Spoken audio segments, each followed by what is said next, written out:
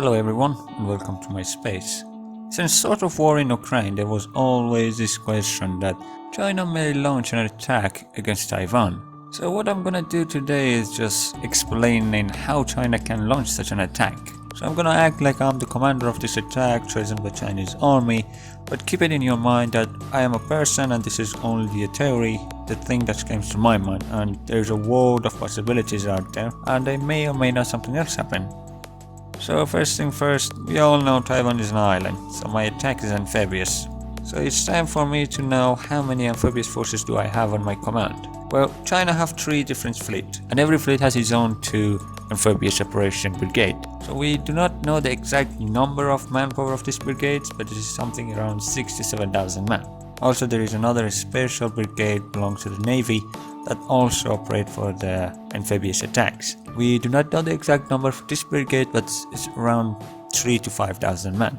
Well, these 7 brigades belong to the Navy, but there's also another brigade, the Combined Armed Brigade, belonging to the Army itself, and there are around 6 brigades. Every brigade is around 7,000 men, and they've been trained for amphibious operations. So I have around 87,000 men ready for amphibious operations. So let's take a look to the Taiwan's army. Well, we have to understand that I'm going to attack their mainland. I have to attack the entire Taiwan, so they will have full support of their armed forces. Armed forces of Taiwan has around 200,000 active personnel, and they can deploy around 120 to 130,000 men. So the first problem that I have to deal with is not the numbers for the active personnel. The first number is the reserve forces of the Taiwan.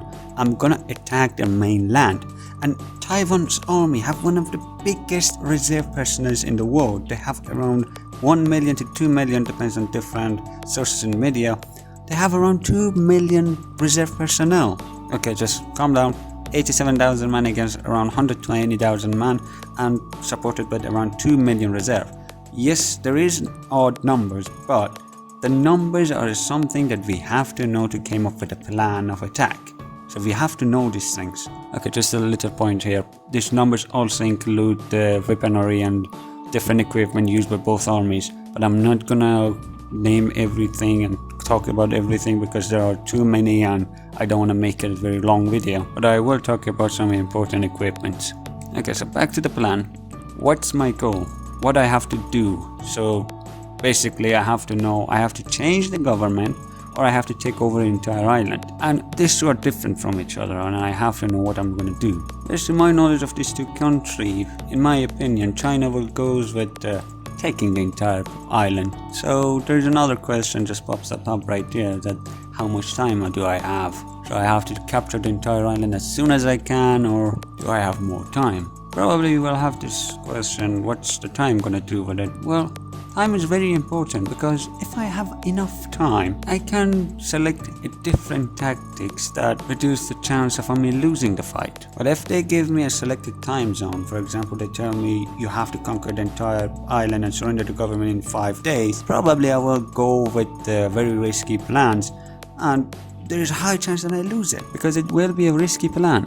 So I know and they know that we are short in numbers, so they will not make a risky plan to go in a certain time. So probably the answer will be do whatever needs to be done. Well, let's start designing this war plan. What should we do? So first problem I have to deal with in my war plan is the reserve personnel, because as soon as I can break the reserve personnel I can surrender the government faster. Because when you launch your attack, just look at what happened in Ukraine.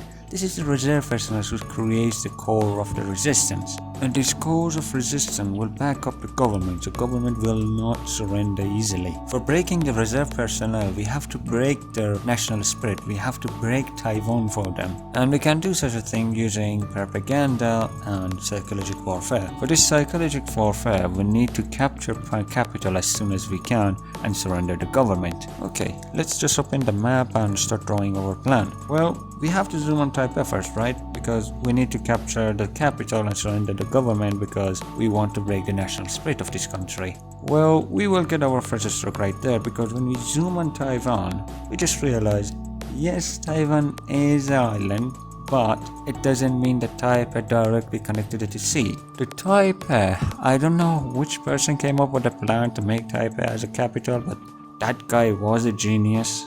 dead serious? Because the type has a capital city placed between three mountain, whatever you want to call them. So if you look at close to the map, the only connection between sea and the capital city Taipei is a river, and we cannot use a river for amphibious missions because rivers are the slaughterhouse. We will lose a lot of man if we want to try to do that. So in this situation, we only have three ways to enter the capital city: from the east, north and south.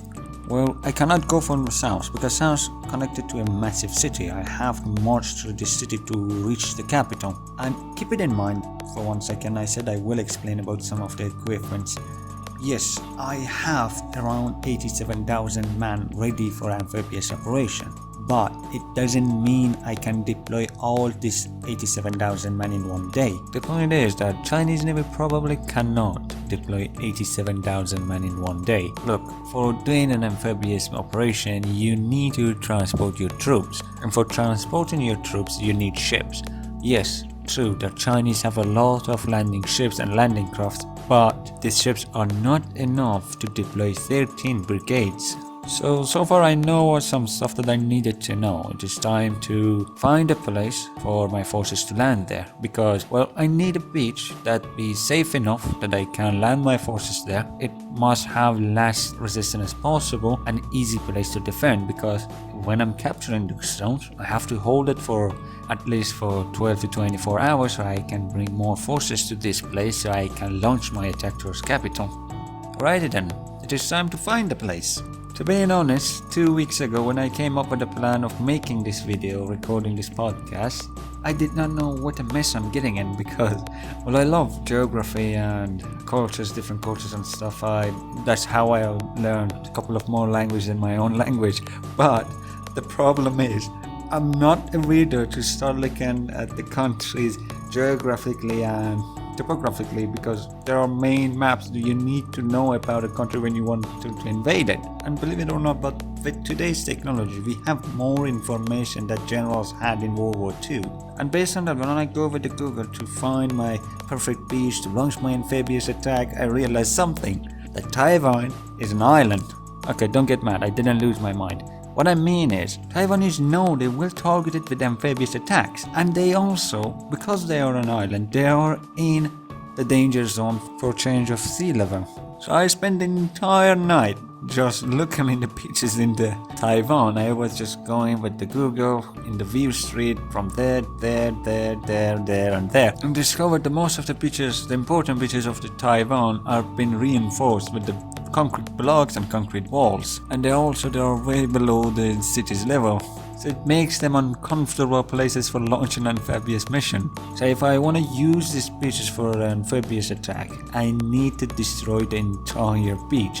I have to reorganize it from the ground zero, and it means I have to deploy my engineer brigades on the beach, and it will take a lot of times. And these times will give the Taiwanese enough time to counterattack me, and in the beach you are defenseless. Just remember how the Gallipoli goes on and how the first hours in the Normandy went south. There will be a sea of blood in the beach. So what's the second plan? Well, I can use the harbors, because harbors are basically designed for loading and unloading the ships. So it will help me a lot for, deploying the force. Well, the best way to get control of these harbors is using our special forces. But deploying our special forces in the enemy lands, it's risky, very, very risky. I need something else that guarantees my forces will remain as safe as possible, and I will suffer less casualties, and I can keep the control over the harbor so my ships can unload the forces in the harbor. Such a guarantee can be achieved by help of Air Force. I need air superiority over Taiwan. Well, I'm not gonna talk about Air Force, because the entire tactic to how Air Force can take over the Taiwan air superiority and start supporting me is a whole another different story. Then probably I will make another video. But just have in mind that Air Force is playing in this war, and they have a massive, partnership in this war. The thing I will do is I will split my amphibious forces. Okay, back to the numbers. I know I have 3 LHDs, around 8 LPDs, and a couple of more landing ships and landing crafts. So basically in the paper I can deploy around 3 brigades at once, but you have to keep in mind that most of the shipyard will not be ready at the time and stuff like that, so you're gonna count it as 2 brigades at once. The special forces will be delivered to harbor using submarines and special crafts. Before start of the air campaign, I want control in the North Harbor as soon as I can, because in a surprise attack, when you have control of the harbor and the start of the air raids, there will be a massive chaos in Taiwan. The entire nation will go on a massive fight of air domination and anti-radar operations, so I can use this chaos to deploy my forces into the harbor and get them ready to march towards capital. At the same time, the same attack will happen in the East Harbor. So attack will be from 2 fronts, and the main front will be the East Harbor. I will deploy my big ships to that zone. At the meantime, our brigade in the North Harbor will be reinforced with the airborne brigades. Chinese Air Force has around 7 airborne brigades, 6 normal and 1 special. Now, the one will be deployed in the North Harbor will be a normal one. We do not know the exact number for the strength of these air brigades, but it will be around 5,000 men. The mission for this airborne brigade is not marching towards capital. They have to take over the left mountain or rock, whatever you want to call it, because I want to cut capital from the other side of the country and I need control over the south roads. Also, this zone can be used for a place to counterattack my marching forces, so I need to have control over it. That's a must. At the main time of starting my forces marching towards capital, the second air attack will start. The second air raid or air attack will be all about destroying the infrastructure of the Taiwan, because I don't want society to be informed about everything happening in the country at once. So if you want to understand what I'm meaning, is just look at the Ukraine first stage of war, how the cameras found out which side the Russian pushing and the other stuff. So destroying the electric infrastructure, the internet and the TV station is our second goal to achieve in the air raid. Okay, let's go back to the numbers and equipments. We saw how Russia defeated in urban warfare in Ukraine, and we see how many armored vehicles and stuff they lost. So can we think that something similar will happen to Chinese army in urban warfare in Taiwan? Well, we know as a fact that Chinese armored forces been admired by Soviet Union, but they have differences. Well, how much these two are different from each other? Well, there is a little problem. We cannot directly reach the Chinese armored forces because they keep it in secret. So the other way for us to understand how different these two are is just looking at the expert version of their armored forces and the organization of their armored forces. So let's go to the market and see the market version of the Chinese army, I mean the expert versions. And for the armored forces, we can go directly to the VT4 MBT. Okay, let's count down the problems with Russian tanks. First of all, the autoloader. The autoloader is very possible to cook off the entire tank. Again, autoloader. This time, the elevation. The elevation of the barrel is limited by autoloader to -5 up to +14 degree. Third problem, armor. The Russian tanks was designed to be small and easy to manufacture, so it means they had to sacrifice a bunch of armor around the tank. And they tried to fix this thing using ERA. That's why they spend millions of dollars to, develop new ERAs that can even protect the tank against kinetic shells. Well, the ERA cannot be the answer of the weakness of armor because ERA is one-time use only. So you see how it's going in War of Ukraine.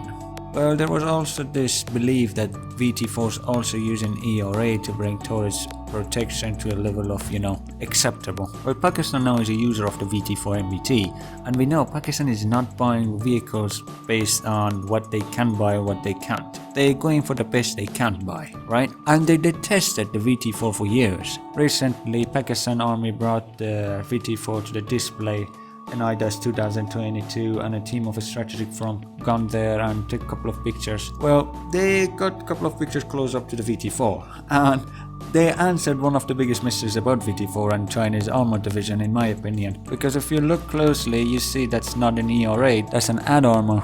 So what this thing means, what is this add armor, what's important about it? Well, you have to understand that Chinese armored forces are starting in a higher weight than Russian armored forces. When T-90 starts from 46 tons, VT-4 starts from the 52 tons, and also VT-4 is a little bit bigger than T-90. Well, it means that Chinese armed forces are now understand that they must not rely on the ERA armor for their tanks for the protection. So they involve it in the Western type. They add armors to the tank. This add armors added to the turret are basically modular armor. They can be used for a long time. They do not need to be serviced all the time like the ERAs. They can protect the tank against multiple projectiles. Just look at the Leopard. And Leopard 2A5, we have these add armors around the turret. It will protect the turret against heat and kinetic rounds. Basically, when the kinetic hits these plats, it will deform and hit the main armor in a different angle than before. Hit projectile when they hit this armor will react faster, and they also tandem warheads will not work on them, and basically work like space armor for the heat warheads. And also the VT-4 comes with another pack for the urban warfare that will add more armor to the rear of the tank. Also, we know in the Pakistani version of the VT-4 they're using 1500 horsepower. That's basically more than T-90. And also Pakistan adopting their own barrel onto the tank, so they can remove the barrel without opening the turret and stuff like that. It makes it way easier to maintain service during the conflict in the front line. Well, the autoloader is still there, so any projectile hit the tank and penetrate the tank, they can cook off the tank. Well, China knows these things, and in their organization they came up with a plan to cover these things. They have fire support vehicles. Basically, these fire support vehicles using the 105mm rifle cannon put on wheeled chassis with high mobility without autoloader. They do not have the elevation blocks. They can operate beside the tanks and provide the fire support they need in urban warfare. So overall, the Chinese Armed Force Organization have a higher chance in urban warfare than Russians, and that's how these two are different from each other. But it doesn't mean they are perfect for such a war. Okay, it's enough about the equipment, let's go back to the map and war plan. Well, now I have enough manpower that I needed in two fronts, the north front and east front, and they are ready to march towards the capital. And also my special forces from the airborne are controlling the roads that I need to be controlled. And we know that my armored forces have a higher chance than Russian armored forces to survive such an urban fight. Well, one problem from the north flank.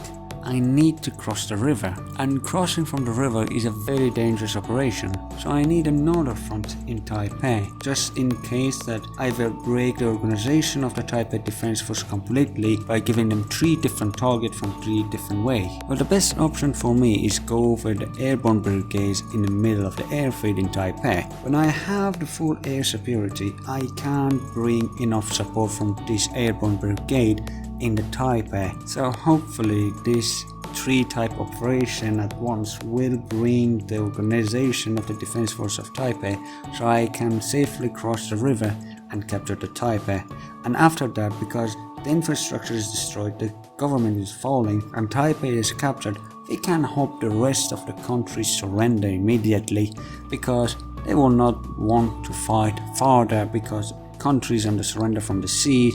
The government is gone. A familiar scenario from World War II when Paris fell in part and the entire French surrendered to the German army. So look at that, 18 minutes and 45 seconds for a fairy tale. Why a fairy tale, you may ask? Because I did not count down the United States, Japan, Korea and other countries around Taiwan and how the world will react to such an operation. Because this is something based on intelligence service. If you know that the United States will answer your attack, you have to counterattack USA, or otherwise this is a fact, you cannot stand against USA with the typical warfare, except you use nuclear weapons and yeah, end of the world. You maybe have this question in your mind that how Taiwan can avoid any attack. I already made a video about it a couple of months ago.